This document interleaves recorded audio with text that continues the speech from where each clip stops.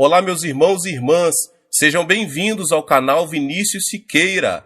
E se você ainda não é inscrito aqui no canal, se inscreva aqui no canal e não esqueça de ativar o sininho das notificações. Todos os dias são postados vídeos abençoados aqui no canal, para te abençoar. Vamos a mais uma palavra do Senhor. Quando uma pessoa sofre um dano cerebral, parte de seu cérebro ou a totalidade dele passa a ficar paralisada, incapacitada. A medicina tem feito avanços enormes, chegando a remover nódulos no cérebro e preservando não somente a vida, como também impedindo a paralisia parcial ou total. Não é minha intenção falar sobre a paralisia provocada pelas enfermidades cerebrais. Desejo referir-me às enfermidades mentais invisíveis aos olhos, como os maus pensamentos e a filosofia de vida negativa, que nos tornam incapacitados pelo fracasso e pela frustração, que nos impedem de desfrutar a vida feliz que Deus nos oferece. Quando os discípulos de Jesus subiram ao templo às 3 horas da tarde, a hora da oração, encontraram ali um aleijado de nascença. Pedro, olhando-o nos olhos, disse: "Não tenho prata nem ouro, mas o que tenho, isso lhe dou. Em nome de Jesus Cristo, o Nazareno, ande." Atos 3:6. Imediatamente, quando Pedro o segurou pela mão e o levantou, e os pés e os tornozelos do homem ficaram firmes. Ele deu um salto, pôs-se em pé e começou a andar. Depois entrou com eles no pátio do templo, saltando e louvando a Deus. Pode-se dizer que o coração é que determina o destino do homem. Por essa razão, o sábio diz em Provérbios 4:23: "Acima de tudo, guarde o seu coração, pois dele depende toda a sua vida." E Jesus, em Mateus 8:13, diz: "Como você creu, assim lhe acontecerá." O que significa isso? Quer dizer que a mente é a origem do estilo de vida e a vida é o resultado daquilo que pensamos. Devemos eliminar de nosso cérebro o nódulo que nos leva à destruição ou à paralisia total ou parcial. A fim de experimentarmos o poder de Deus, quero agora apresentar 6 elementos que impedem que o poder divino haja em nós, os quais devem ser extirpados. O primeiro elemento é a ansiedade. Pode-se dizer que alguém que vive ansioso perde a felicidade na vida. Quando uma pessoa ansiosa chega a casa, os integrantes da família tornam-se intranquilos por causa de suas queixas e murmurações. Assim também, a pessoa ansiosa é incapaz de difundir paz na sociedade. Esse tipo de gente provoca reação de agitação em cadeia. Segundo estudo do médico Dr. Walter Clemente Albertis, especialista em gastroenterite do reconhecido Hospital Mayo, a causa de todo tipo de doença é a ansiedade. Isso significa que a ansiedade destrói a saúde física, além de destruir a felicidade do coração. Qual é a causa da ansiedade? Apresento aqui 2 de suas origens.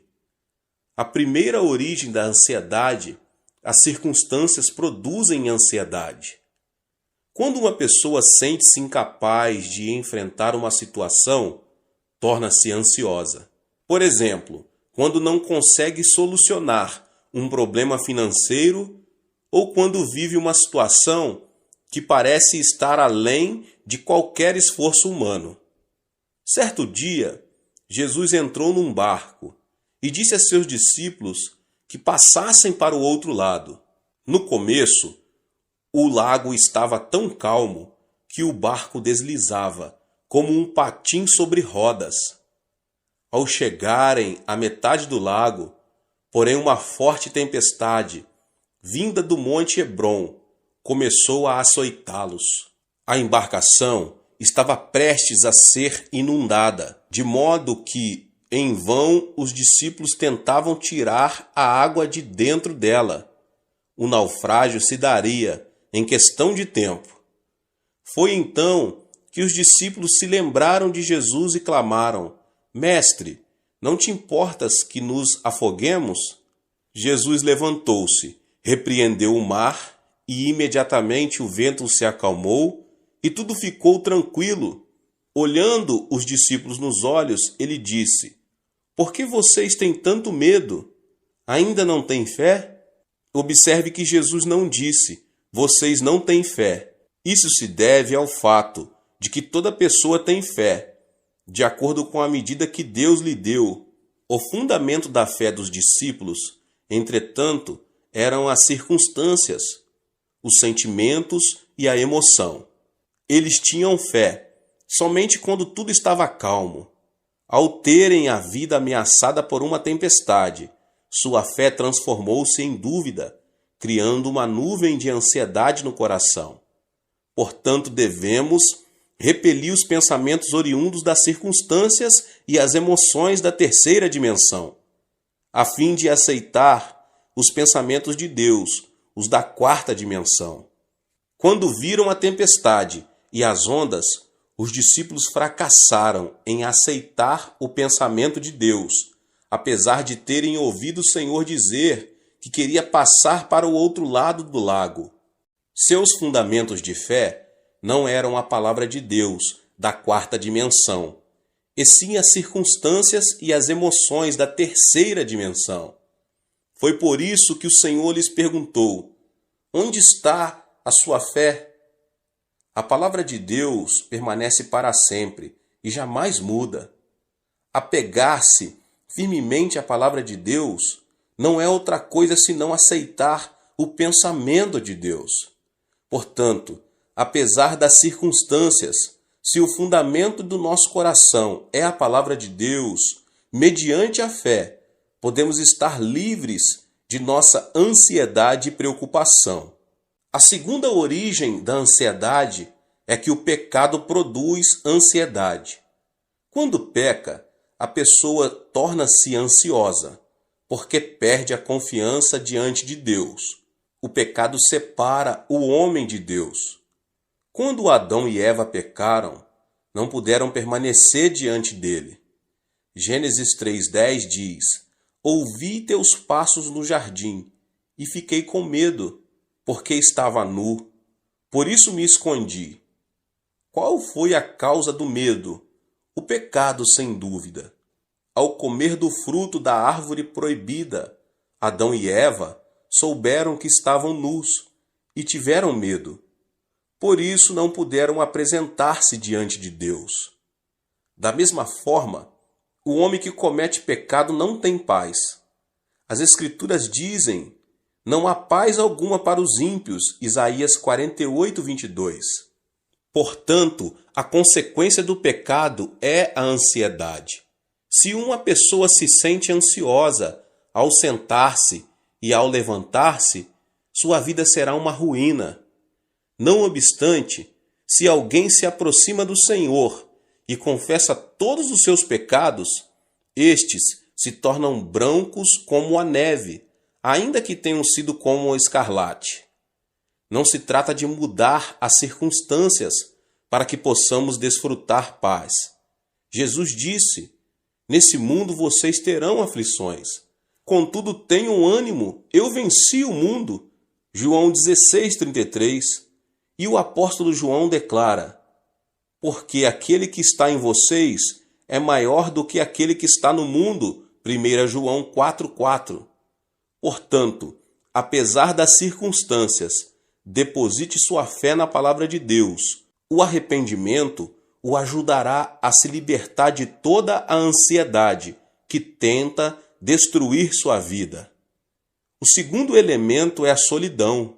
A solidão a que me refiro não é a solidão causada pelas circunstâncias. Por exemplo, se você separa um tempo para orar no monte e estar a sós com Deus, isso não é solidão. A solidão é sentir-se só e se caracteriza pelo egocentrismo.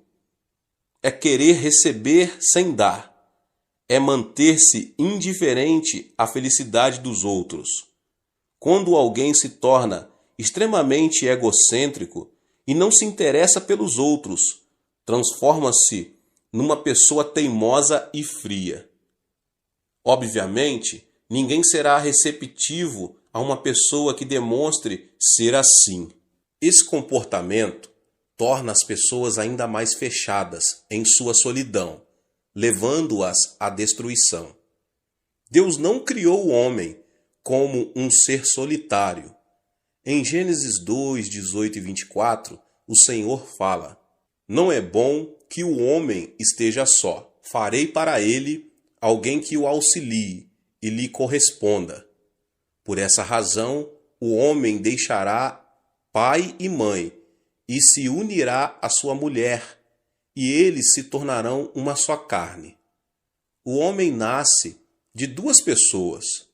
No idioma chinês, a palavra homem é representada por caracteres formados por dois traços que se apoiam entre si. Ou seja, são duas pessoas que formam uma unidade. Por isso Jesus orou ao Pai, dizendo: "Pai nosso que estás nos céus." Não é o plano de Deus que o homem esteja só. Até mesmo na natureza de pregar o Evangelho, Jesus enviou os seus discípulos em duplas.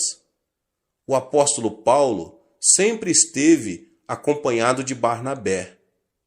Depois de uma discussão entre eles, Paulo juntou-se a Silas e Barnabé a João Marcos. Portanto, quem se considera santo e justo e gosta de estar sozinho não é um santo verdadeiro. Nada mais é do que um egoísta. Temos de desfazer a solidão do nosso coração, que nada mais faz senão destruir a nossa vida. Agora, o terceiro elemento é a indecisão. A fé sem obras é morta. Quando alguém duvida e vacila entre uma e outra coisa, denota ser uma pessoa indecisa. E uma pessoa indecisa caracteriza-se pela falta de responsabilidade e receio, o fracasso e o erro. Muitas vezes, no dia a dia, o pastor precisa trabalhar como um agente imobiliário. Acontece que as pessoas se aproximam e pedem: "Pastor, o senhor poderia me apresentar a fulano?" Ou então: "Quero que o senhor me apresente a Beltrano." Para minha surpresa, nesse aspecto, tive êxito apenas em uma ocasião.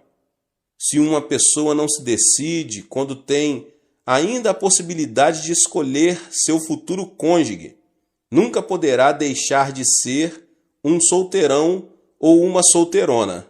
No mundo, não existe homem perfeito ou mulher perfeita. É preciso primeiro casar para depois adaptar-se ao cônjuge. Hoje em dia, muitos fracassam por falta de decisão.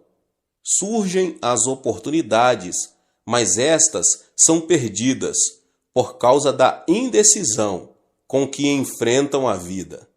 Ao longo de minha vida, nunca vi uma pessoa extraordinariamente inteligente que tenha conseguido grandes coisas.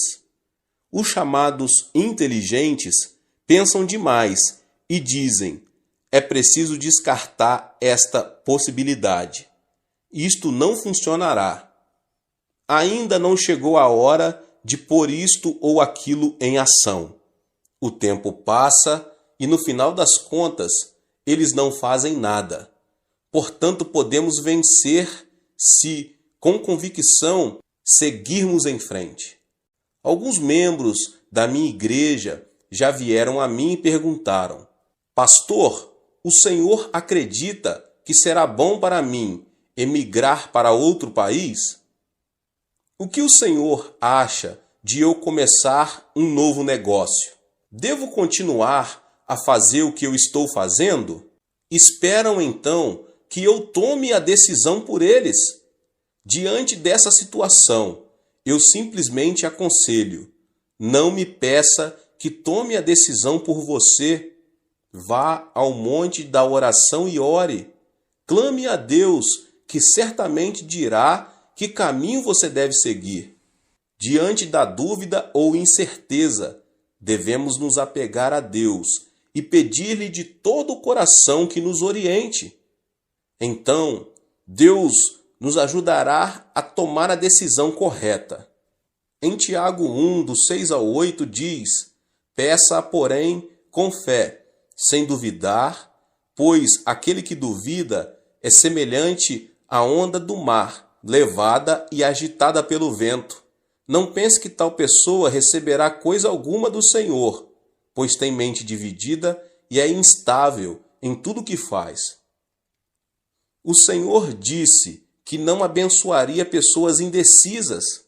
Remova a indecisão com o pensamento de Deus. Livre-se da indecisão. Assim, você poderá alcançar sucesso em sua vida. O quarto elemento é a ira. Temos a tendência de nos irritar com extrema facilidade, tanto em casa como no ambiente de trabalho. Creio que uma das principais razões para isso é o fato de não sabermos quanto a ira é destrutiva. A ira é prejudicial, não somente à saúde, mas também ao intelecto, pois o torna cego. Em uma conferência, o famoso anatomista inglês John Hutton afirmou ser a ira semelhante ao suicídio. Logo depois de ter apresentado sua tese, ele teve uma forte discussão com alguns dos alunos que o ouviram e discordaram daquilo que ele defendia. Isso o irritou sobremaneira, levando-o à morte instantânea, vítima de um ataque cardíaco. As palavras de John Hutton causaram grande repercussão por causa de sua morte trágica. Irar-se é como cuspir para cima, ou seja, a ira se volta contra a própria pessoa. A Bíblia diz que a ira rebaixa o nível da pessoa e o transforma em ignorante. A sabedoria do homem lhe dá paciência. Sua glória é ignorar as ofensas. Provérbios 19, 11. O homem paciente dá prova de grande entendimento, mas o precipitado revela a insensatez. Provérbios 14, 29.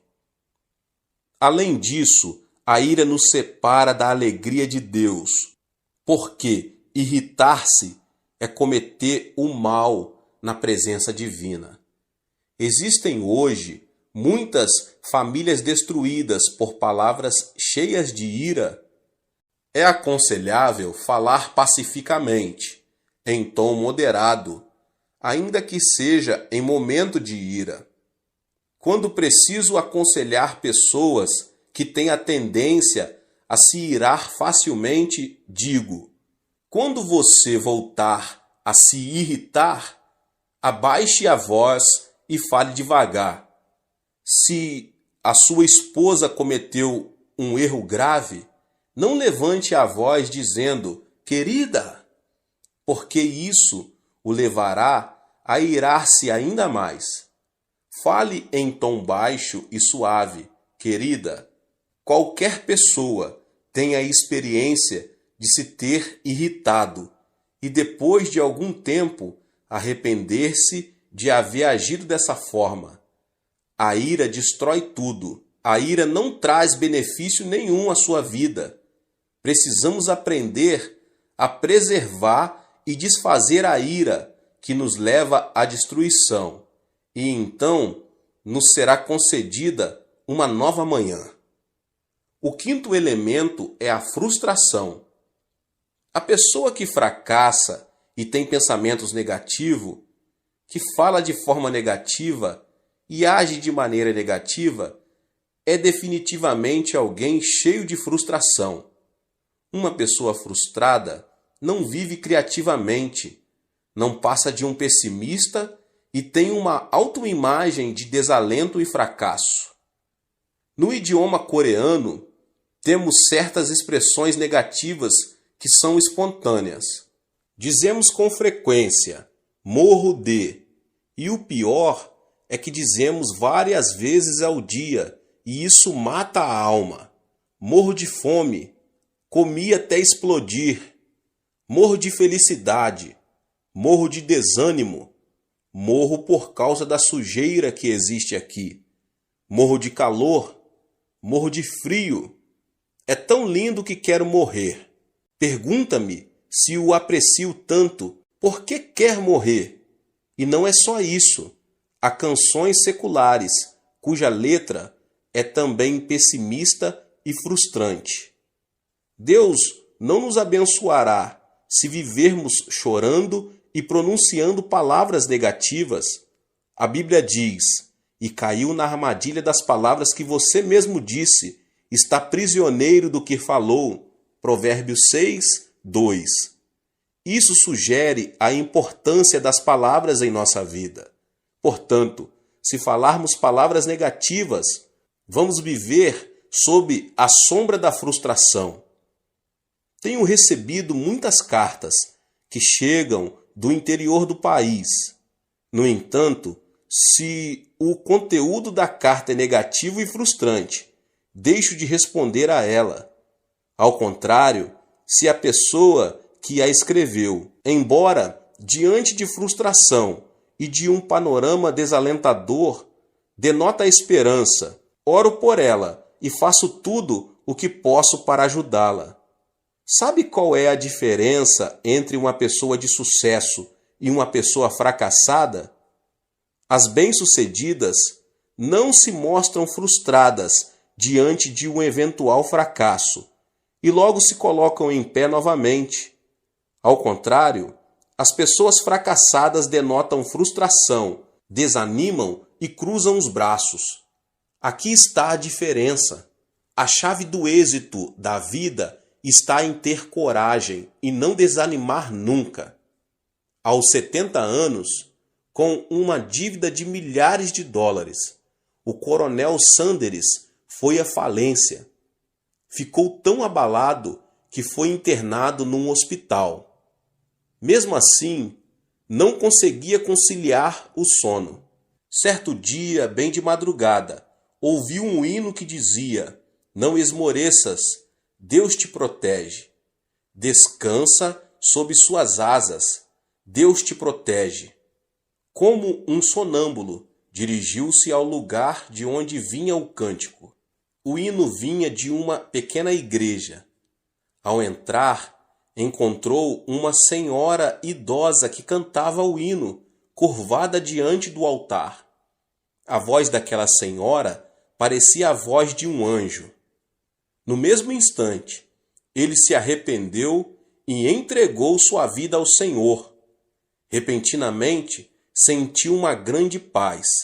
A paz que só desfrutam as pessoas que caminham com o Senhor. Antes de entrar em falência, Sanders era o dono de uma empresa. Decidiu esquecer seu passado e começar tudo de novo como cartonador. Não foi nada fácil. Entretanto, ele superou a adversidade, confiou no Senhor e, sob a orientação do Espírito Santo, começou a vender frango frito. Hoje, ele é um milionário conhecido em todo o mundo. Esta é a história de Sanders Chicken, mais conhecido como KFC. Assim também, devemos nos livrar da frustração que nos leva ao fracasso. E o sexto e último elemento é o autoabandono. Atualmente, as histórias de criminosos se têm transformado em filmes. A história de Shi Kang-hun, que conseguiu fugir da cadeia com um grupo de colegas.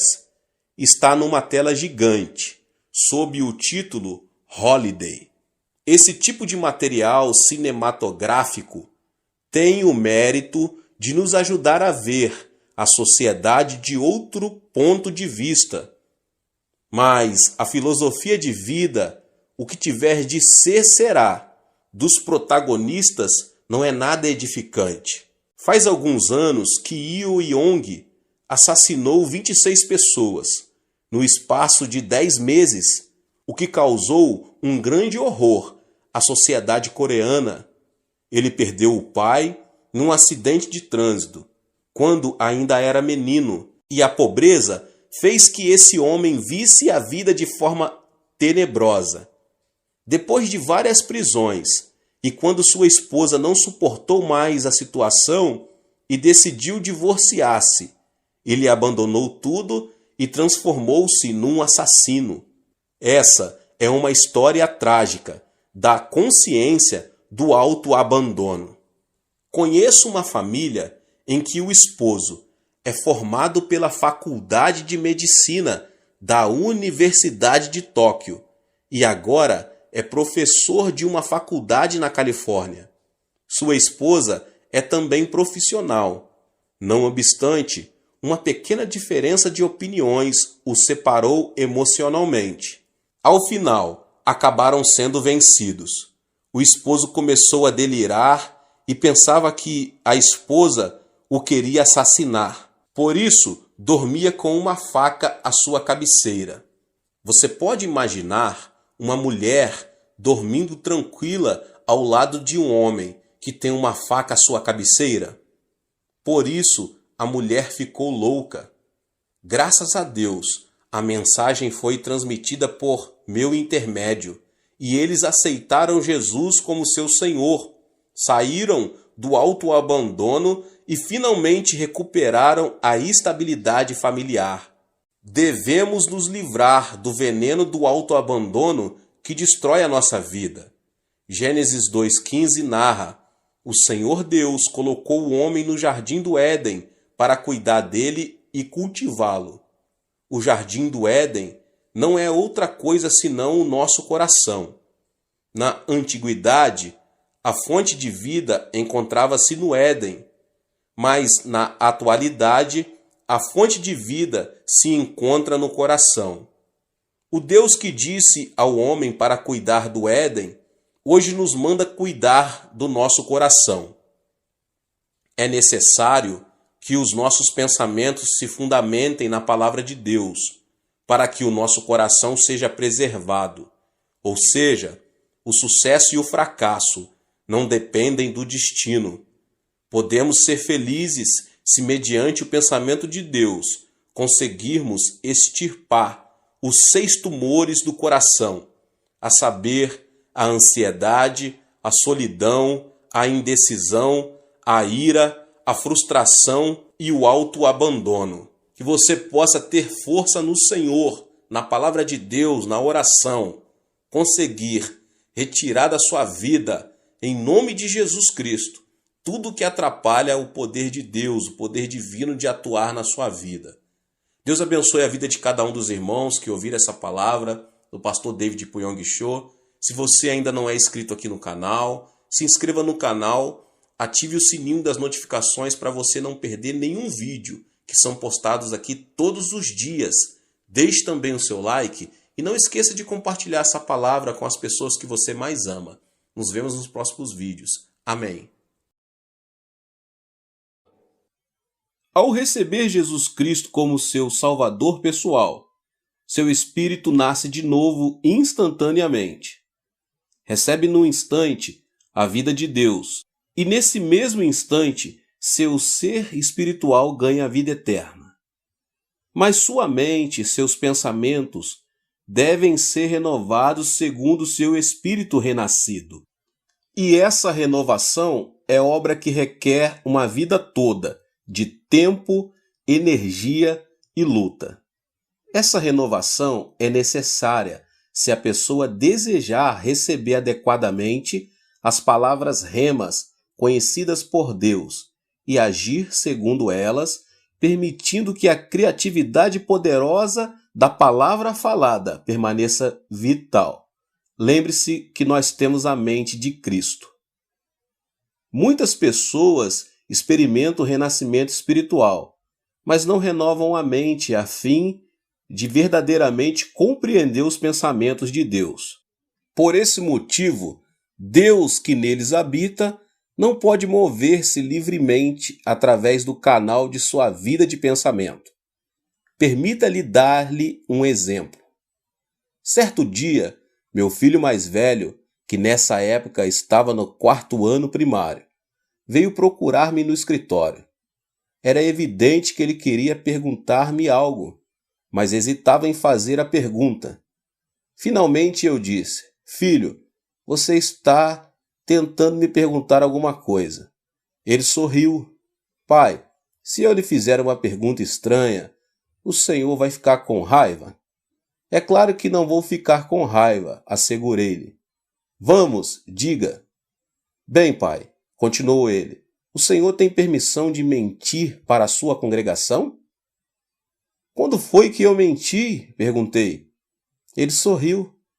"Já o ouvi, pai, dizer uma mentira repetidas vezes à sua congregação." Eu estava chocado. Se meu filho desconfiava de mim, então quem confiaria em mim?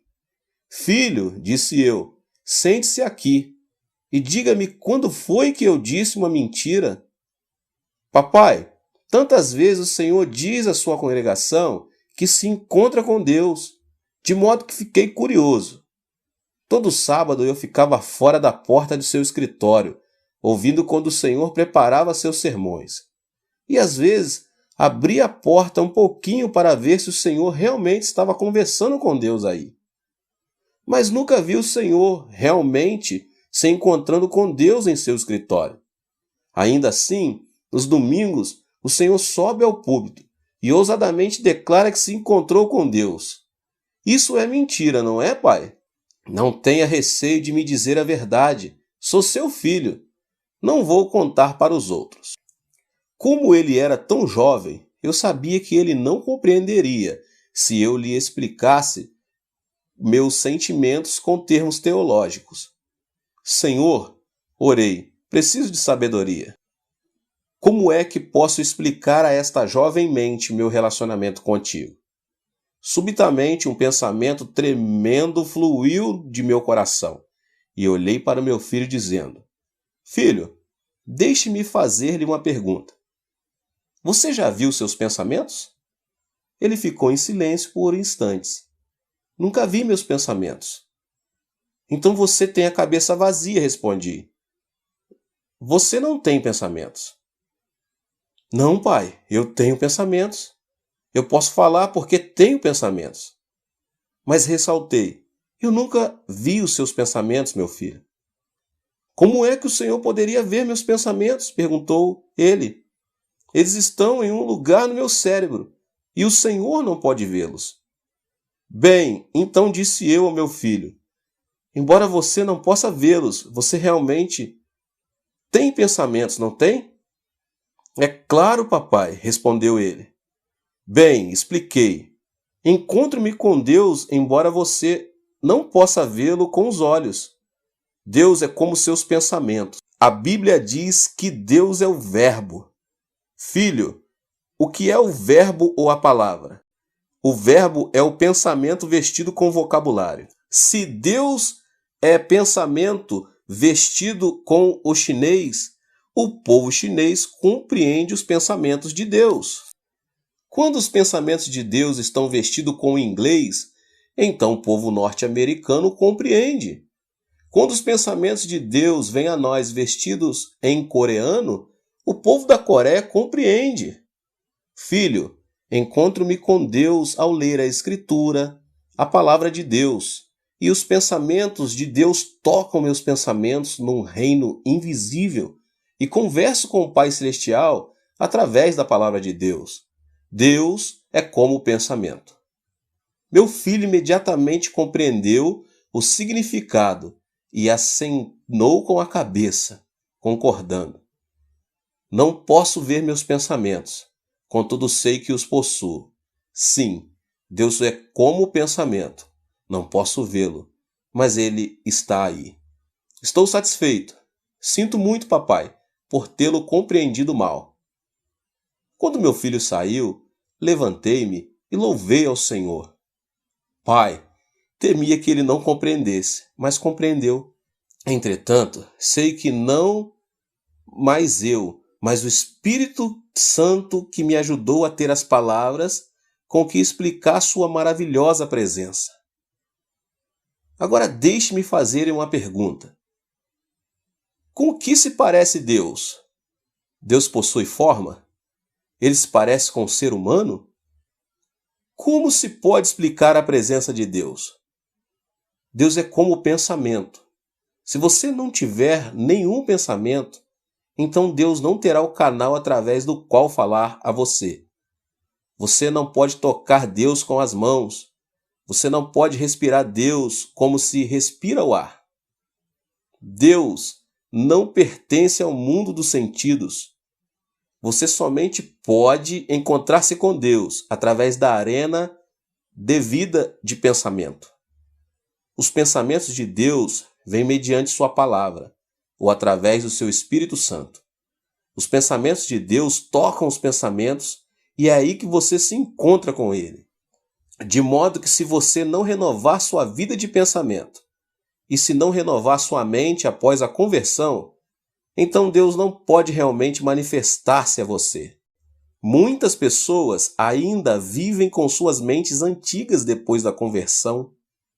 Esta maneira antiga de pensar é limitadora. Desta forma, Deus fica limitado pelo tipo errado de vida de pensamento. A fim de andar intimamente com Deus, é preciso que você renove sua mente e seus pensamentos. Se você não renovar seus pensamentos, Deus não pode descer e ter comunhão com você. Deus não habitará em uma mente poluída, assim como peixes e pássaros não permanecem num lago poluído. É preciso que você renove seu pensamento, para que a fé possa surgir através da sua vida de pensamento. A fé simplesmente não surge do seu espírito interior. A fé vem pela cooperação com seus pensamentos, pois a fé vem pelo ouvir, e ouvir pela palavra de Deus. Primeiro é preciso que a pessoa ouça, e através do ouvir, a palavra de Deus chega-lhes aos pensamentos. Mediante a vida de pensamento, os pensamentos de Deus entram em seu espírito e produzem fé. Portanto, se a pessoa não renovar seus pensamentos, não poderá compreender completamente a palavra de Deus. E sem a renovação da mente e sem o ouvir da palavra, a pessoa não pode ter fé, pois a fé vem pelo ouvir a palavra de Deus. E o que ouvimos? Ouvimos pensamentos de Deus. A arena de seu pensar enxerta os pensamentos de Deus e produz fé.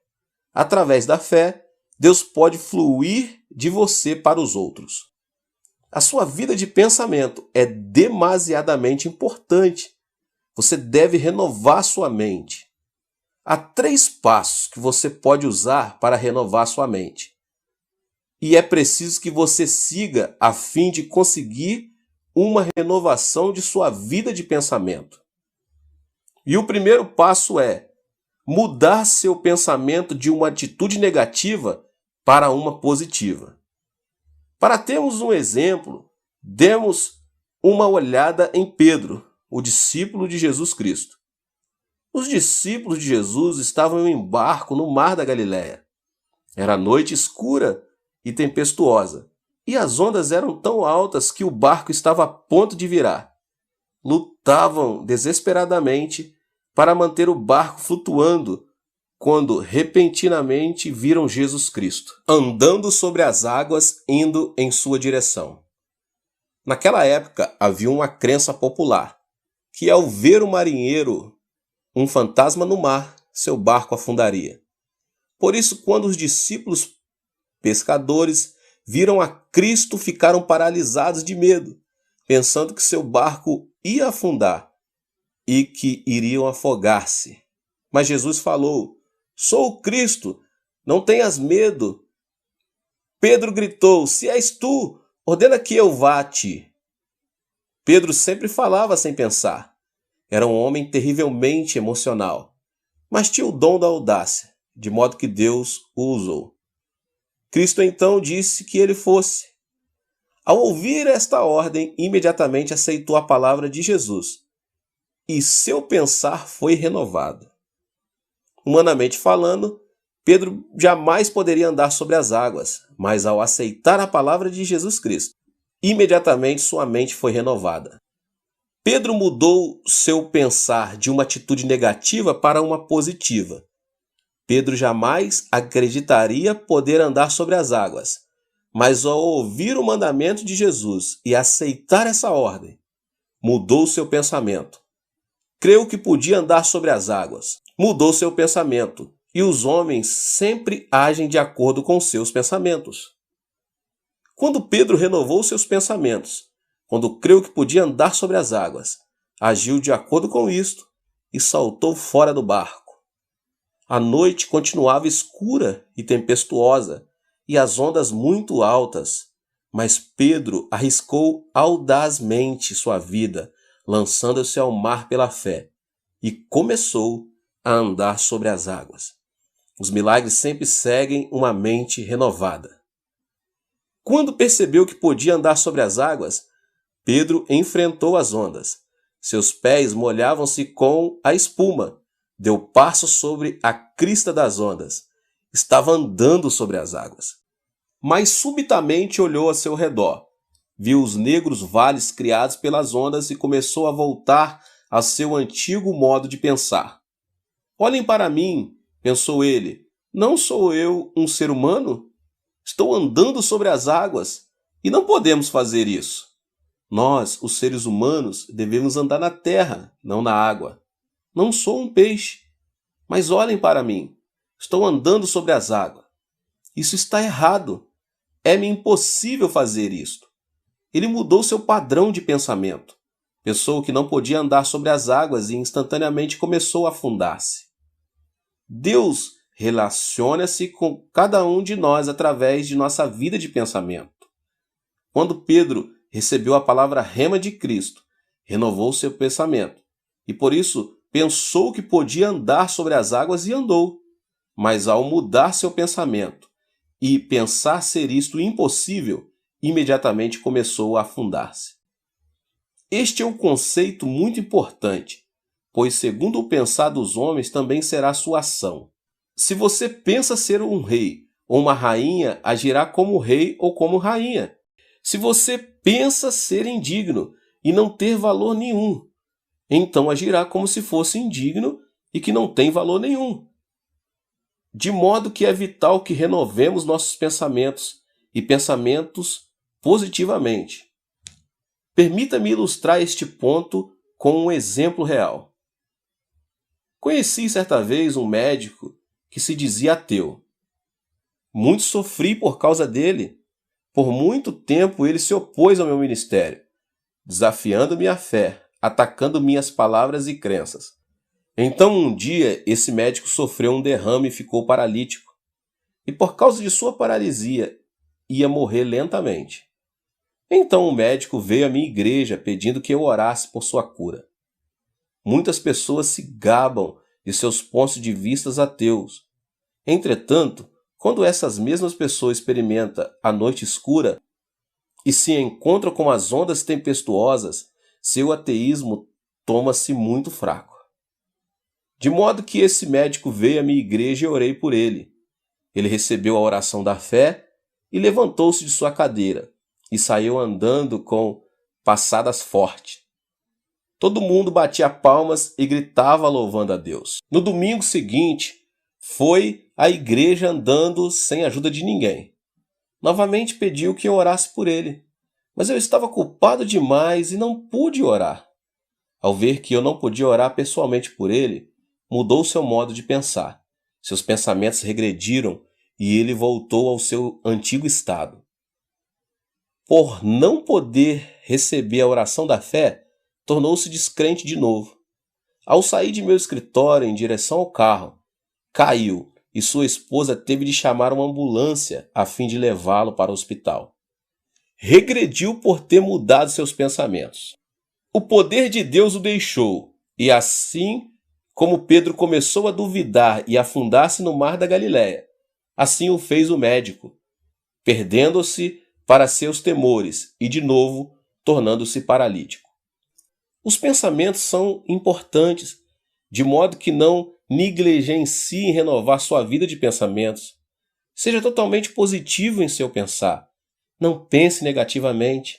Deus é luz e nele não há treva alguma. Não há nada negativo em Deus, pois em Deus só reside o positivo. Coisas positivas estão acontecendo. De modo que para ter comunhão com Deus é preciso que você renove sua mente e pense positivamente. Alimente sua mente com a Escritura, pois a palavra de Deus está cheia de vida positiva. Tenha também cuidado ao alimentar-se da palavra de Deus para que não restrinja sua maneira de pensar aos padrões tradicionais de pensamento. Seja revolucionário. Muitas pessoas estão presas por pensarem somente de maneira tradicional, de maneira ortodoxa. Portanto, Deus é incapaz de realizar as grandes obras que deseja realizar através delas. Mas se você receber a palavra de Deus e revolucionar sua maneira de pensar, então alcançará alturas muito além de suas limitações atuais.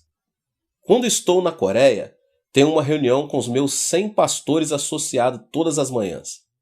Todas as manhãs, das 9 às 9h30, desafios a revolucionarem seu modo de pensar. Não pensem somente de maneira tradicional, exortos.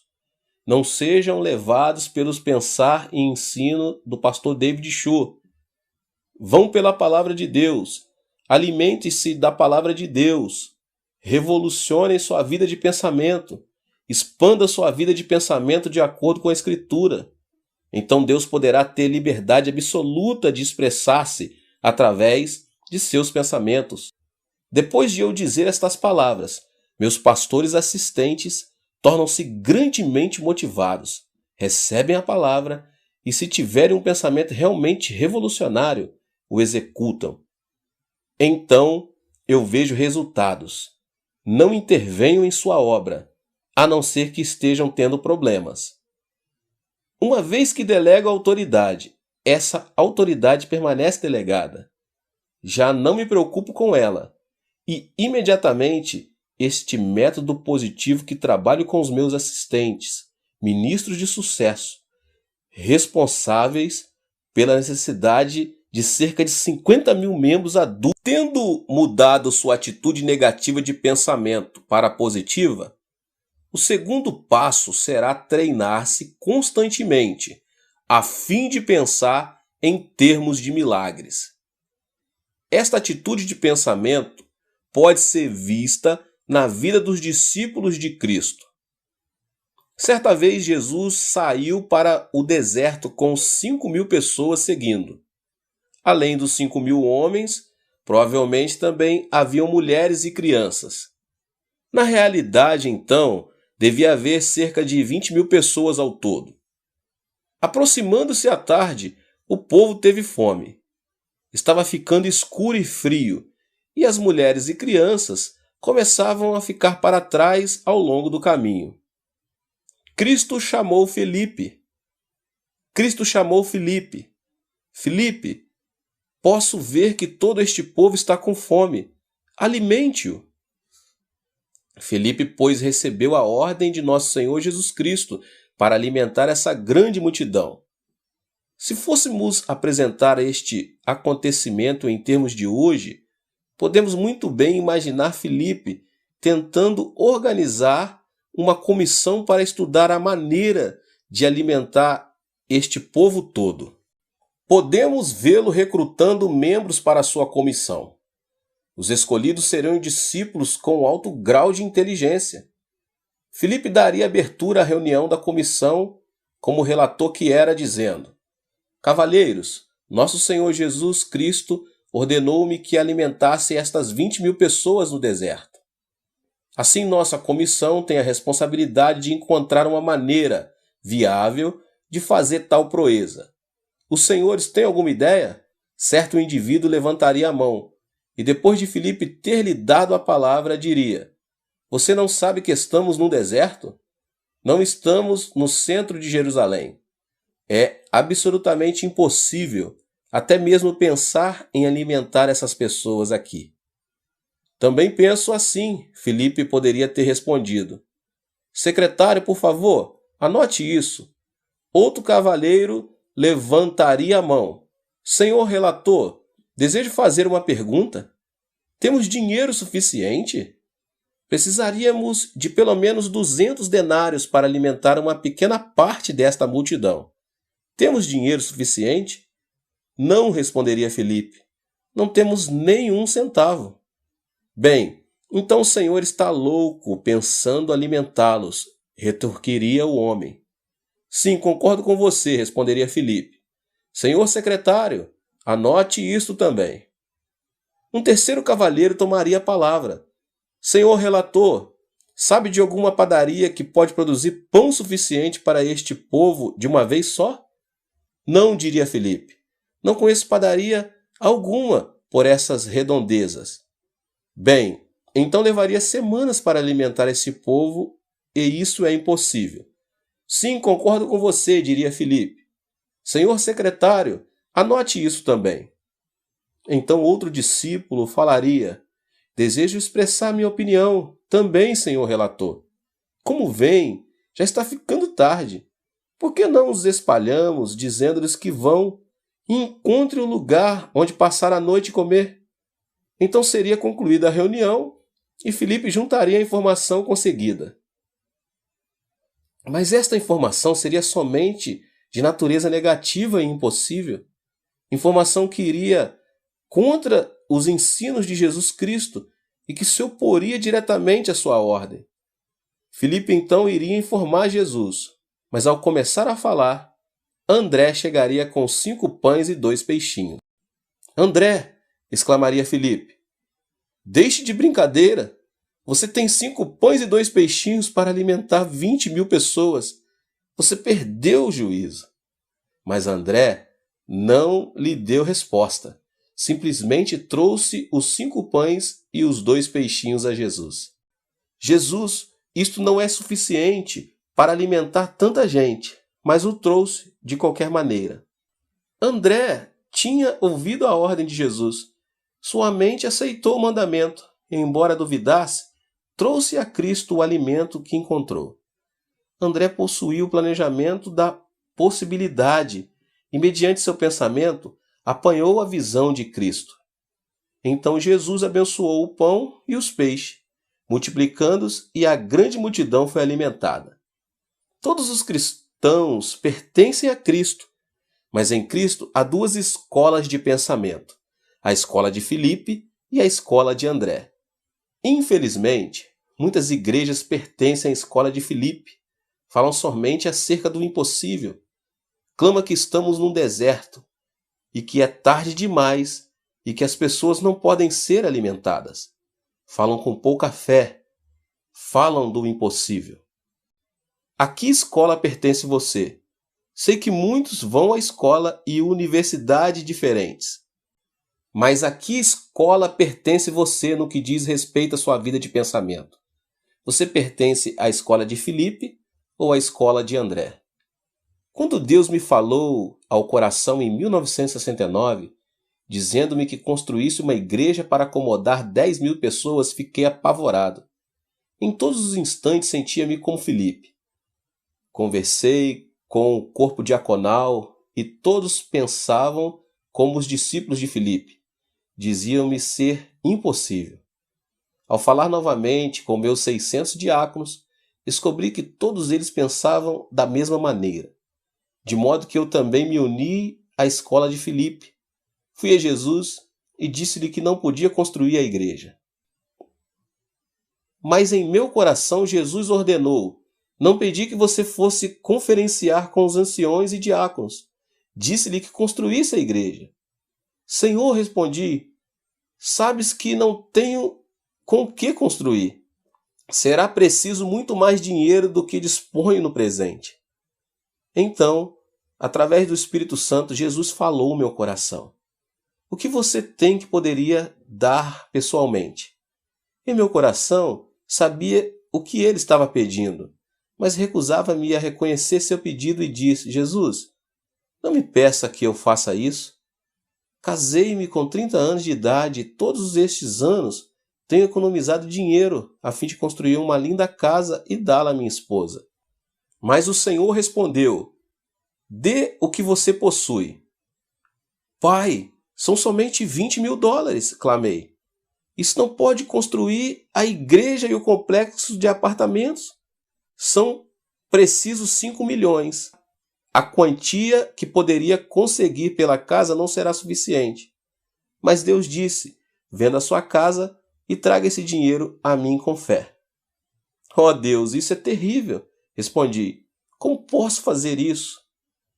Se algum dia você vai crer em minha palavra, admoestou-me o Senhor, primeiro deve estar disposto a dar o que possui e o que tem. Para a mulher coreana, o lar é tudo. É o lugar onde cria os filhos. É o lugar onde constrói sua vida. É uma posse preciosa para ela. Por isso temia dizer a minha esposa e comecei a orar com dor de coração. Orei para que minha esposa consentisse em vender nossa casa. Nessa noite, eu trouxe presentes à minha esposa para agradá-la. Por que você está me dando presentes? Perguntou ela. Você está preocupado que não o ame mais? Mas ficou contente e preparou a refeição vespertina alegremente. Ó, louvado seja o Senhor, respondi. Estou tão feliz por tê-la escolhido. Se Deus me pedisse que escolhesse outra garota, ainda escolheria você. A cada dia que passa, você torna mais linda para mim. Depois de alguns instantes, pensando ter chegado o momento certo, disse: querida, tenho um grande problema. Olhou para mim preocupada e disse: conte-me. Vamos construir uma enorme igreja com assentos para 10.000 pessoas, disse-lhe. Vai custar $5 milhões. E estive orando a esse respeito, e o Espírito Santo falou no meu coração, dizendo que eu devo conseguir o dinheiro para a construção e que devo começar com o meu próprio lar. Deus deseja que lhe entreguemos 5 pães e 2 peixinhos, e esses 5 pães e 2 peixinhos são nossa casa. Minha esposa ficou pálida. Depois, olhando-me dentro dos olhos, disse: esta casa é minha, não sua. Não ouse tocar nesta casa. Pertence a mim e a meus filhos. Você não pode abrir mão dela. Sua reação foi a que eu temia. Então fui ao Senhor em oração. Senhor, fiz o que podia. O resto é com o Senhor. Envia teu Espírito Santo a fim de transformar-lhe o coração para que ela se renda. Nessa noite, enquanto orava, podia ver minha esposa revirando-se no seu sono. Soube então que o Espírito Santo estava operando. Disse ao Senhor: ó Deus, continua a tocá-la. E o Senhor a tocou. Ela não pôde dormir por quase uma semana. Seus olhos ficaram inchados e vermelhos. Finalmente veio a mim dizendo: não posso suportar mais. Não posso recusar o desejo do Espírito Santo. Desistirei da casa. Então ela trouxe a escritura da casa e juntos pegamos essas escrituras e demos nosso lar para a construção da igreja. Agimos como André, que, embora tivesse somente 5 pães e 2 peixinhos, creu que Jesus podia pegar este pouco de alimento e com ele alimentar toda a multidão. Nós também pertencíamos à escola de André. Certo dia, entretanto, surgiu um problema com respeito ao terreno no qual pretendíamos construir a igreja. O governo coreano estava desenvolvendo um terreno chamado Ilha Yeouido. Esta propriedade seria modelada à maneira da ilha de Manhattan, em Nova York. Nesse terreno estavam construindo edifícios do governo e somente permitiria ali uma igreja. Todas as igrejas da Coreia fizeram um pedido de construção. Presbiterianos, metodistas, batistas, católicos, budistas e confucionistas. Todos esses pedidos foram examinados e entregues ao Congresso para a decisão final. Eu também fiz um pedido. O encarregado olhou-me e disse: "A que denominação pertence o senhor?" "Assembleia de Deus", respondi. "O senhor quer dizer aquela onde gritam louvores a Deus de uma maneira alta e barulhenta? E oram pelos doentes e falam em línguas estranhas?" "Exatamente", respondi. Ele sacudiu a cabeça. "O senhor sabe que esta igreja vai ficar bem em frente do edifício do Congresso. Esta igreja tem de ter aparência digna e a sua não tem. Não podemos aceitar sua inscrição." Fiquei alegre no coração. Contudo, pois isto me daria a desculpa de não construir a igreja, voltei ao Senhor em oração. "Senhor, tu ouviste o que ele disse. Não ouviste? Não temos dignidade suficiente para construir aqui. Você pode levar ao Senhor toda a desculpa que puder arranjar, mas o Espírito Santo sempre tem a resposta." O Espírito Santo respondeu dizendo: "Quando foi que lhe disse que pedisse permissão para a construção?" "Então não tenho de fazer a inscrição?" perguntei. "Meu filho", respondeu ele, "você não deve seguir o caminho em que agora trilha. Deve andar em direção oposta, no caminho da oração e da fé." Sendo assim, comecei a jejuar e a orar. Então em meu coração a sabedoria do Espírito Santo disse: "Vá e descubra quem está a cargo do projeto do desenvolvimento desta ilha." Fui e logo descobri que o vice-prefeito estava a cargo do desenvolvimento daquela área toda. Comecei a indagar de sua vida pessoal e familiar. Depois descobri que a mãe dele era membro da igreja presbiteriana. Portanto, fui visitá-la, orei com ela e ela recebeu o batismo no Espírito Santo. Então começou a assistir à minha igreja. Na Coreia, a sogra tem muito poder e autoridade sobre a nora. Disse a esta senhora que trouxesse a sua nora para a igreja, dizendo-lhe: "Sua nora tem de ser salva." Assim ela orou e eu também orei. Ela trouxe a mulher do filho para a igreja. Depois de ouvir o sermão, entregou o coração a Cristo e foi cheia com o Espírito Santo. Então comecei a trabalhar por intermédio delas, pensando comigo mesmo: se consegui a esposa, sei que conseguirei o marido. Por isso, lhe dei a instrução: "Você tem de trazer seu marido para a igreja." "Mas ele é ocupado demais", respondeu ela. "Você não quer que ele vá para o inferno, não é mesmo?" Perguntei com severidade. "Portanto, traga-o para a igreja." Quando afinal ela o trouxe à igreja, preguei uma mensagem poderosa. Embora não olhasse diretamente para o rosto dele, estava em verdade pregando para ele. E miraculosamente ele entregou o coração para o Senhor. No domingo seguinte ele entrou em meu escritório. "Pastor, o senhor sabe que estou encarregado do desenvolvimento da ilha Ioldo. Estamos dando permissão para que uma igreja coreana construa seu templo ali. Gostaria que levássemos nossa igreja para lá." Eu queria gritar, mas o Espírito Santo não me permitiu. Às vezes o Espírito Santo opera de modo muito misterioso. O Espírito Santo deu-me a impressão que eu devia dizer não. Mas argumentei. Não dei o duro para isto. Embora meu coração clamasse para dizer sim, respondi: "Não, senhor vice-prefeito. Para levar a igreja seria preciso uma soma exagerada de dinheiro e teríamos de comprar pelo menos 3 ou 4 acres de terra. Isso custaria mais de 5 milhões de dólares. Acho impossível. Para piorar as coisas, nossa igreja é considerada uma igreja pentecostal não digna, e eles nem mesmo aceitariam minha inscrição." Ele sorriu e disse: "Acho que tem um jeito. Ore durante uma semana e depois voltarei. Dê-me a resposta depois de uma semana, para que eu desencuba do assunto rapidamente." Orei durante uma semana e na semana seguinte ele voltou ao meu escritório. "Pastor, se o senhor tomar a decisão de levar a igreja para lá, farei todos os arranjos para que tenhamos o melhor local. Também cuidarei de todos os papéis e as despesas ficarão por conta do meu escritório. Enviarei meu representante ao Congresso a fim de conseguir todos os acordos necessários e farei todo o trabalho burocrático. Farei tudo pelo Senhor. Garanto-lhe que conseguirá o terreno. Mais que isso, farei todos os arranjos para que a igreja compre o terreno a crédito. Então o Espírito Santo disse-me ao coração: grite. Senhor vice-presidente, disse eu, aceito. Deus impedir-me de dizer sim por uma semana.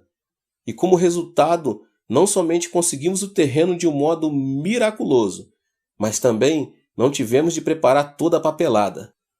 Logo depois lançaram os alicerces e começaram a construção da igreja e do complexo de apartamentos. Esse vice-prefeito agora é um dos anciãos de minha igreja. De maneira similar, sua fé poderá ser testada. Se você tem um pequeno projeto, será testada de um modo pequeno. Se tiver um projeto grande, será testada de uma maneira muito grande. Jamais pense que sua fé sempre irá por jardins de rosa. Você passará por turbulência, mediante a qual Deus prova sua fé. Até este ponto da construção da igreja, eu ainda pertencia à escola de André e com grande fé orava por cada problema que ia surgindo.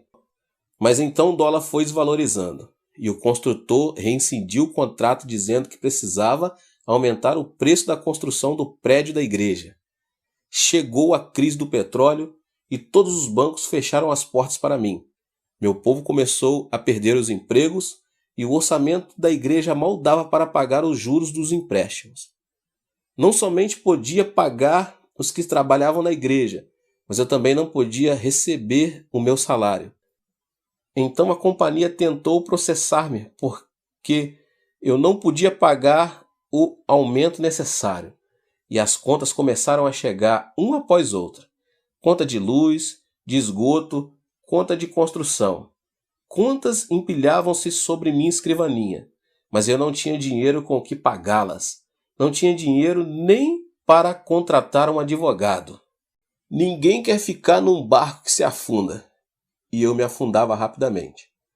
Uma vez que tínhamos vendido nossa casa e não tínhamos para onde ir, levei minha família para um apartamento inacabado, no 7º andar do complexo de apartamento da igreja.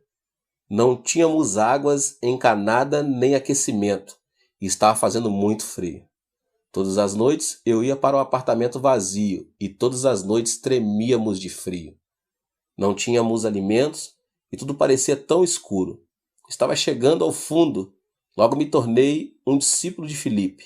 Disse a mim mesmo: sim, cometi um erro. Eu nunca deveria ter acreditado em Deus dessa maneira.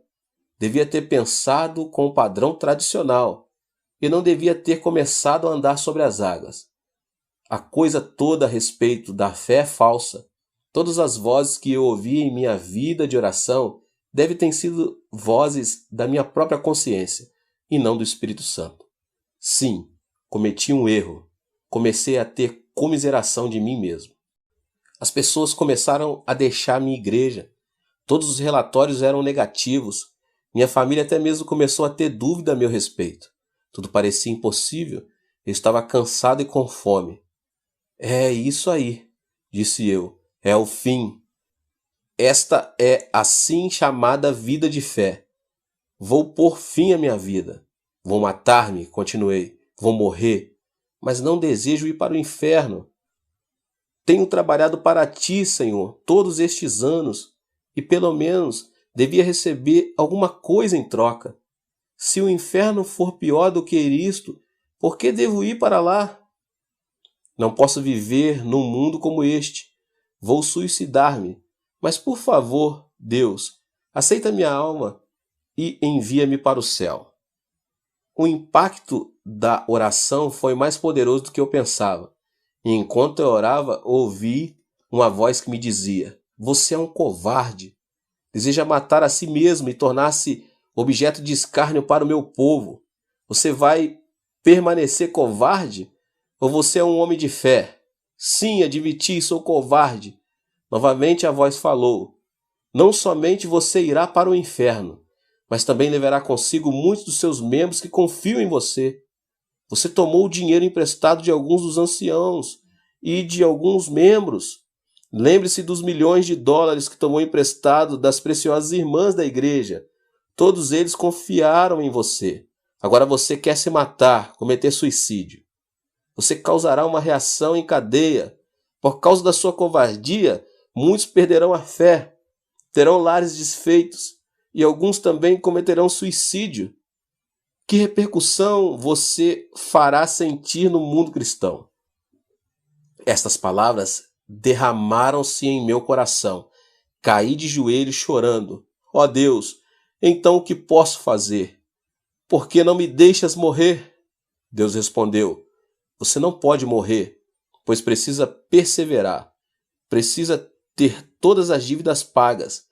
Todas as dívidas do povo devem ser saldadas. Levantei-me, deixei o 7º andar e fui para o meu escritório. Ajoelhei-me e clamando chorando. As novas de minha condição desesperada começaram a espalhar-se entre o povo. Subitamente experimentaram o reavivamento da fé, inclusive os que tinham saído da igreja. Salvemos nosso pastor, clamaram. Salvemos o homem de Deus. Assim teve início um grande movimento chamado Salvemos Nosso Pastor. Era um inverno muito frio e não tínhamos aquecimento, mas as pessoas começaram a lotar, os milhares. O primeiro andar da igreja inacabada, milhares também oravam e jejuavam muitos dias em seguida. Clamavam e oravam. Salvem o homem de Deus, salvemos nosso pastor. Então Deus começou a mover-se. A senhora cortava seus longos cabelos, trazia no altar a fim de fazer perucas que podiam ser vendidas. Certo dia, em uma cena especialmente comovedora, uma senhora de 80 anos de idade, que não tinha filhos, nenhum sustento, mal podendo viver com a ajuda do governo, veio à plataforma chorando e tremendo. Ela trazia uma tigela de arroz, 2 palitos e uma colher. Em pé, chorando, disse: pastor, quero vê-lo sair desta situação. Quero vê-lo receber ajuda, pois seu ministério foi uma bênção tão grande para mim por tantos anos. Quero fazer algo, mas não tenho dinheiro. Eis tudo o que tenho: esta velha tigela, esses 2 palitos e esta colher. Desejo dar tudo para o serviço do Senhor. Posso usar papelão como prato e posso comer com as mãos. Meu coração foi despedaçado. Senhora, disse eu, não posso aceitar essa oferta. É tudo que a senhora tem. A senhora precisa desses utensílios a fim de tomar suas refeições. Não os posso aceitar. Ela começou a chorar dizendo: será que Deus não aceitaria este presente de uma velha que está a morrer? Será que ele não aceitaria? Será que isso não poderá ajudá-lo muito? Sei que isso não poderá ajudá-lo muito, mas desejo dar algo. Subitamente, um industrial levantou e disse: pastor, quero comprar esses objetos. Ele pagou quase $30.000 pela tigela velha, 2 palitos e uma colher. Isso acendeu o fogo. As pessoas começaram a vender suas casas espaçosas e a mudar para apartamentos pequenos. Houve jovens casais que deram todo o salário de 1 ano para a igreja, decidindo a viver pela fé. Esse grande movimento deu resultados. Logo o dinheiro começou a chegar e pude pagar os juros do empréstimo. Os bancos começaram a abrir as portas para mim. O que é mais espantoso, em menos de 1 ano tudo começou a se encaixar nos seus devidos lugares. Paguei todas as dívidas e ficamos livres até 1973. Não somente pude pagar o juro, mas também consegui os $5 milhões para terminar a construção da igreja e do complexo de apartamentos. E Deus novamente provou que a escola de André é melhor. Que pensar em termos de milagres é ter pensamentos que Deus deseja que tenhamos. Muita gente pensa que quando temos fé, tudo vai fluir facilmente e encontraremos poucos problemas. Mas é importante lembrar que tal não acontece. Veja Abraão. Ele tinha fé, mas suportou tribulações por 25 anos. Jacó sofreu agruras por 20 anos. José por 13 anos e Moisés por 40 anos. Os discípulos de Jesus passaram por tribulações e tentações toda a sua vida. Não se deixe desanimar depois de passar por algumas semanas de dificuldades ou algum mês de tribulação. Não deixe cair as mãos em derrota, clamando: "Oh, onde está Deus?" Deus está sempre presente, sempre testando. Às vezes Deus deseja fortalecer e fortificar-lhe a medula.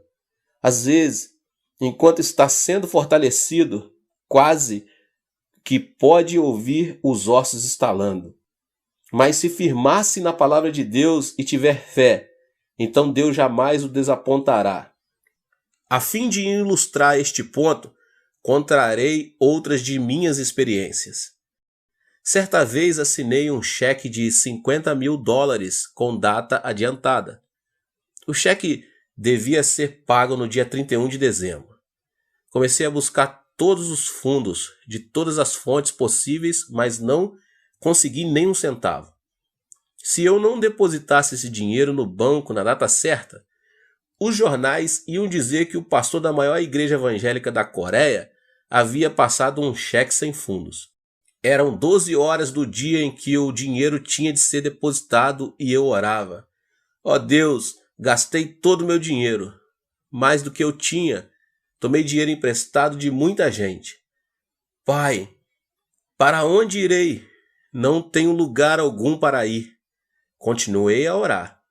O relógio marcou 1 hora, 2, 3. Minha esposa perguntou: "Querido, você ainda não conseguiu o dinheiro?" "Não", respondi. "Você não sabe que o último avião sai de Seul às 4 horas? Essa é a sua oportunidade de fugir para os Estados Unidos." "Não posso fazer isso. Não posso evitar minha responsabilidade", disse-lhe. "Não posso fugir. E se o fizer, mancharia o nome de Jesus Cristo. Prefiro enfrentar o que quer que aconteça aqui na Coreia, a fugir do país." O banco fechava-se às 6 e já era às 5. Estava desesperado. Não podia ficar sentado nem de pé. Ficava a andar para cima e para baixo como um leão enjaulado. Orei de novo: "Ó Deus, por favor, vem ajudar-me." Subitamente o Espírito Santo fez que uma ideia fluísse através de minha mente. Eu devia ir ao presidente do banco e ousadamente pedir-lhe que me desse um cheque de $50.000. "Pai", respondi, "devo estar perdendo o juízo. Esquentei tanto a cabeça que devo ter sobrecarga demasiada. Não tenho nada para dar em garantia ou hipotecar. Não preenchi nenhum pedido de crédito. E tu queres que eu vá ao presidente do banco e peça um cheque de $50.000? E isso não faz sentido algum." Mas o Espírito Santo insistia: "Sim, realizo as coisas que não pertencem à ordem natural percebida pelos homens. Vá e faça o que lhe digo." Chamei meu tesoureiro: "Senhor Park, por favor, quer ir ao banco comigo? Vou pedir um cheque de $50.000 ao presidente." Ele olhou para mim e começou a rir. "O senhor realmente perdeu o juízo, não é? Hoje é dia 31 de dezembro. São 5 horas e o senhor não tem encontro marcado com ele. E deve existir uma fila enorme esperando para vê-lo. Além disso, não temos capital algum, nenhum avalista, nem garantia de ninguém. Não preenchemos nenhum formulário. É loucura. Eu não vou com o senhor. Se o senhor deseja passar por bobo, que vá só. Eu não vou." "Está bem", disse-lhe. "Vou com a mente renovada." Você fica com a sua mente tradicional. Entrei no carro e corri para o banco. O estacionamento estava lotado, mas consegui entrar em uma vaga e estacionei o carro. Entrei no banco. Humanamente falando, não tinha nenhuma oportunidade de falar com o presidente. O escritório da secretária dele estava cheio de gente. Querido Espírito Santo, disse eu, vim até aqui. Por favor, dá-me mais instruções. O Espírito Santo respondeu, ande corajosamente, seja audaz, haja como se fosse uma pessoa importante. Não preste atenção a ninguém mais, mas entre direto no escritório do presidente. De modo que me fiz de valente e caminhei com toda a resolução. A secretária me viu e disse, Senhor, aonde vai? Olhei diretamente em seus olhos sem dizer nada. Ela perguntou de novo, quem é o senhor? Tem encontro marcado com o presidente? Qual é o seu nome? De repente tive uma inspiração. Venho da parte da mais alta autoridade, respondi. Eu queria dizer que vinha da parte de Deus, mas ela entendeu que eu vinha da parte do presidente da Coreia, porque na Coreia o presidente é chamado de a parte mais alta autoridade. Pensando que eu fosse um emissário especial do presidente, ela mudou de atitude, tornou-se toda amabilidade e me disse, de da parte mais alta da autoridade? Então pode entrar. Dirigindo-se às pessoas que estavam esperando, disse, deixe-no esse senhor passar. Ela mesmo levou-me à frente de todos os outros, até o escritório do presidente. Ao transpor a porta, orei de novo. Querido Espírito Santo, cheguei até aqui. Agora o que devo fazer? O Espírito Santo veio sobre mim, assim como tinha vindo sobre outros homens de fé, e senti-me forte e audaz. O Espírito Santo continuava a repetir, você é um filho do rei, uma pessoa importante. Continue a agir como o grande personagem que é. Assim entrei ousadamente, sentei-me no sofá e cruzei as pernas. O presidente do banco entrou, veio para mim com a mão estendida perguntando sorridentemente, que tipo de negócios o senhor tem? Com que propósito veio? Será que o conheço? Não respondi a essas perguntas, mas disse, Senhor, vim aqui com um projeto tremendo e vou fazer-lhe um grande favor. Um favor? Perguntou ele, estranhando. Sim, se o senhor me fizer um pequeno favor, posso trazer-lhe 10.000 contas novas para o princípio do ano. Disse-lhe, 10.000 contas novas? Exclamou ele. Apanhe o telefone e peça informações a meu respeito. Sou o Dr. Yong Cho, pastor da maior igreja evangélica da Coreia. Nossa igreja possui mais de 10.000 membros e tenho grande autoridade sobre todos esses cristãos. Posso fazer com que todos se transfiram suas contas para o seu banco no ano que vem. Far-lhe-ei esse tremendo favor se o senhor me fizer um pequeno. Ele chamou a secretária e pediu que fizesse as averiguações necessárias. Quando todos os dados foram confirmados, o presidente dirigiu-se a mim dizendo, qual o favor que posso prestar-lhe? Dê-me um cheque de $50.000, disse-lhe. Não tenho tempo de preencher todos os papéis, mas o senhor é um homem de negócio e eu estou no negócio do rei. Muitas vezes, um homem de negócio assume um grande compromisso sem nada, guiado somente por sua fé e confiança de que tudo sairá bem. Quando se trata de pequenos negócios, temos de usar assinaturas e papeladas, mas quando se trata de grandes negócios, passamos por cima dessas coisinhas e confiamos que o negócio seja coroado de êxito. Se o senhor for um grande homem de negócio, e creio que o seja, então fará isso por mim. O presidente chamou o vice-presidente que disse, o senhor não pode fazer isso, estará colocando o pescoço na guilhotina. Não são simplesmente $5.000, são $50.000. Ele não tem garantia nem avalista. O senhor não pode fazer isso. Se o senhor não fizer, interrompi, então tenho outros lugares onde ir. Eu podia fazer esse favor ao banco de Shu Henk. O homem assentou-se sacudindo a cabeça. Então disse, Senhor, tenho um sentimento estranho. Nunca senti esse tipo de emoção antes. Confio no Senhor. Se não confiasse tanto no Senhor, jamais faria isso. Mas gosto de sua ousadia e de sua fé.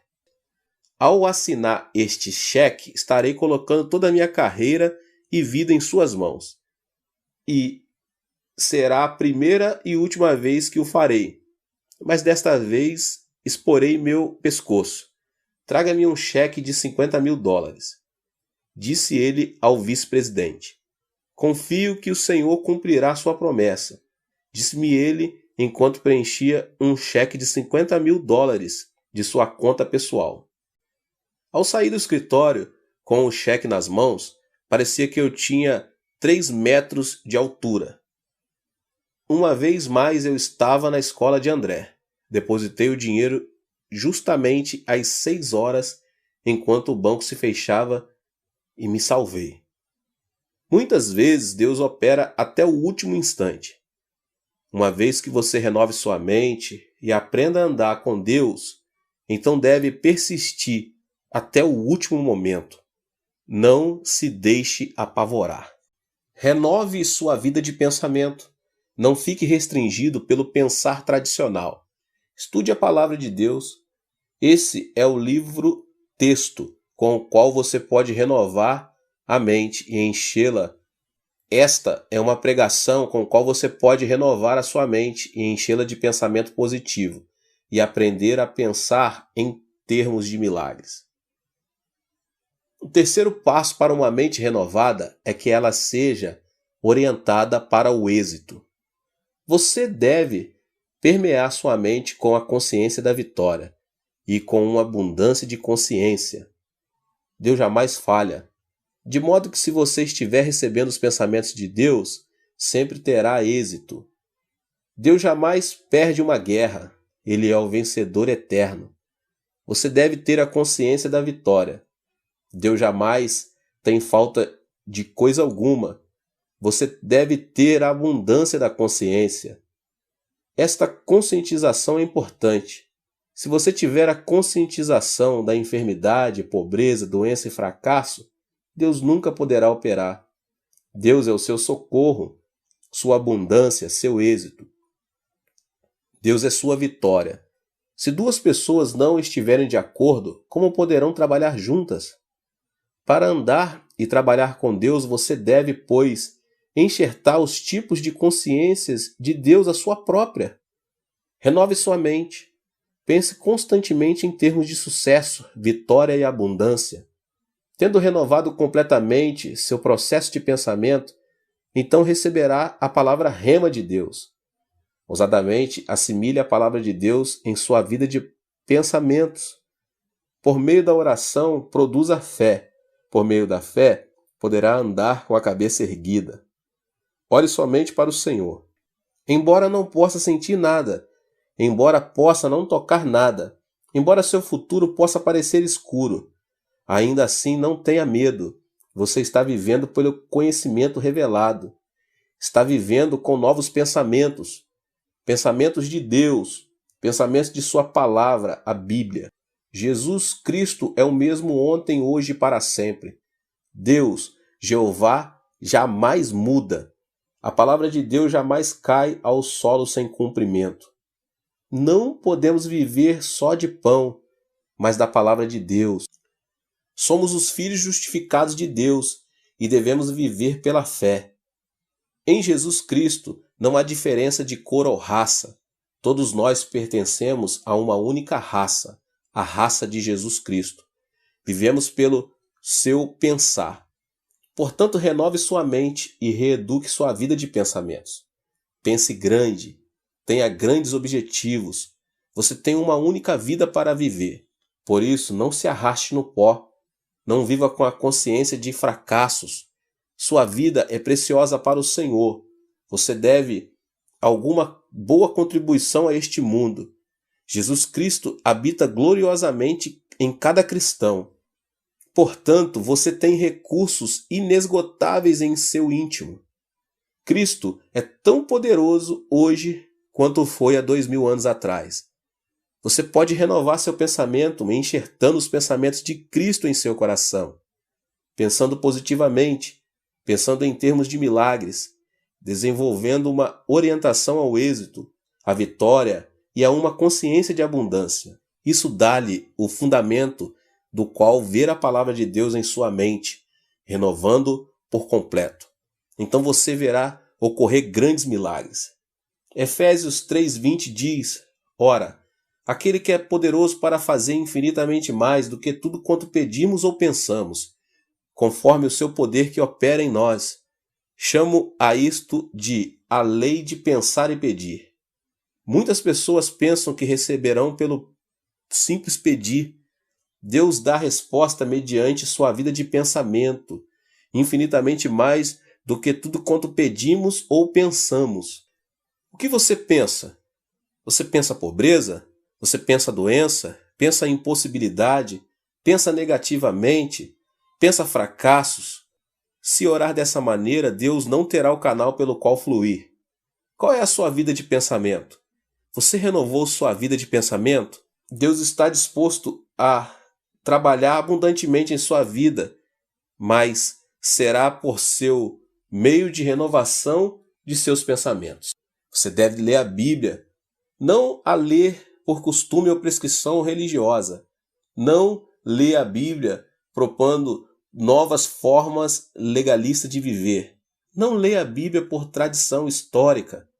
Leia para alimentar a sua mente e mudar, portanto, toda a ordem de seus pensamentos, para renovar totalmente sua vida de pensamentos.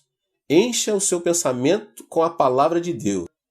Então Deus poderá fluir livremente através de sua vida e fazer por seu intermédio grandes coisas para a sua glória. Deus abençoe a todos. Esse foi o término aqui desta série. Não se esqueça aqui de se inscrever no canal, ativar as notificações. Que Deus te abençoe grandemente, poderosamente, em o nome de Jesus.